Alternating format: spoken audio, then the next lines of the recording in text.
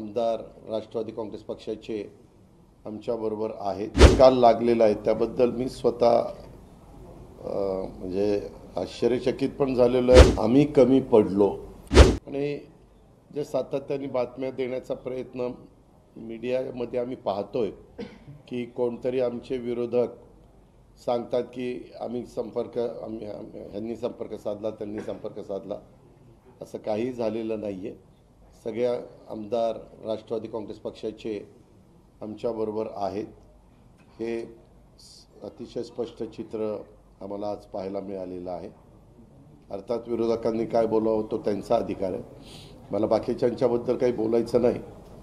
परंतु बारामतीचा देखील जो कौल आहे तो कौल जो काही निकाल लागलेला आहे त्याबद्दल मी स्वतः म्हणजे आश्चर्यचकित पण झालेलो आहे आणि मलाही समजत नाही की गेले अनेक वर्ष मी जवळपास पहिल्यांदा तिथं खासदार झालो 1991ला, तेव्हापासून कुठल्याही निवडणुका झाल्या तरी प्रचंड पाठिंबा बारामतीकरांनी मला दिलेला होता।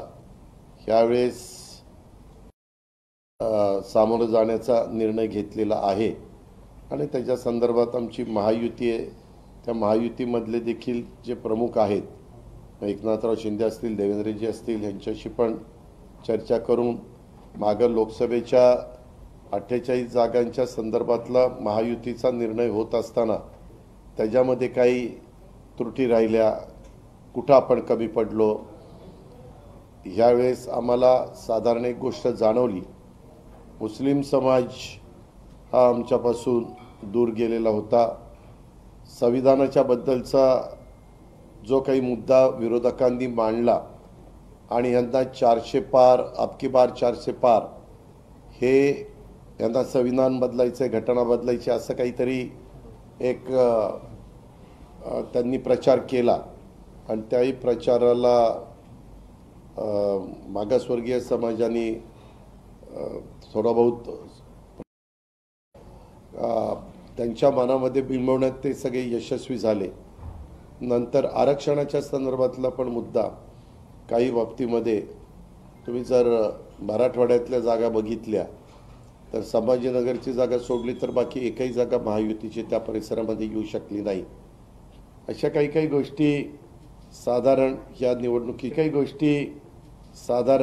निवडणुकीच्या निकालाच्या निमित्तानं आम्हाला ज्या पाहायला मिळाल्या किंवा आम्ही आमदारांशी चर्चा केल्यानंतर, काही वेगवेगळ्या सहकाऱ्यांशी चर्चा केल्यानंतर त्या पुढं आल्या, त्याच्यातनं आम्हाला जी नोंद घ्यायला पाहिजे, ज्याच्यातनं आम्हाला काही निर्णय घ्यावे लागतील ते घेण्याच्या करता आमची निश्चितपणे पुढची वाटचाल राहणार आहे। आणि ह्या 3-4 गोष्टीचा फटका आम्हाला निश्चितपणे बसला आहे महायुतीच्या उमेदवारांना, हे मान्यच करावं लागेल।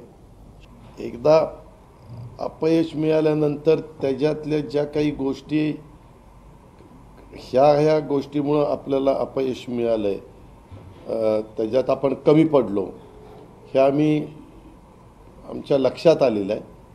त्याही दोघांशी चर्चा करून त्याच्यात जे काही दुरुस्त करायचं आहे ते दुरुस्त करून विधानसभेच्या निवडणुकीत अशा गोष्टी घडणार नाही याबद्दलची काळजी, खबरदारी महायुती म्हणून आम्ही सगळेच घटक घेऊ। दादा, पण वोट ट्रान्सफरचा फटका बसलाय का? वोट कारण ट्रान्सफर झाले नाही, भाजपचे, शिवसेनेचे बऱ्याच ठिकाणी कमी मतं पडलेली आणि काम केलं नाही, असं काही नाही। मी सांगितलं ना, यामध्ये आम्ही कमी पडलो म्हणून आम्ही हरलो, असं माझं।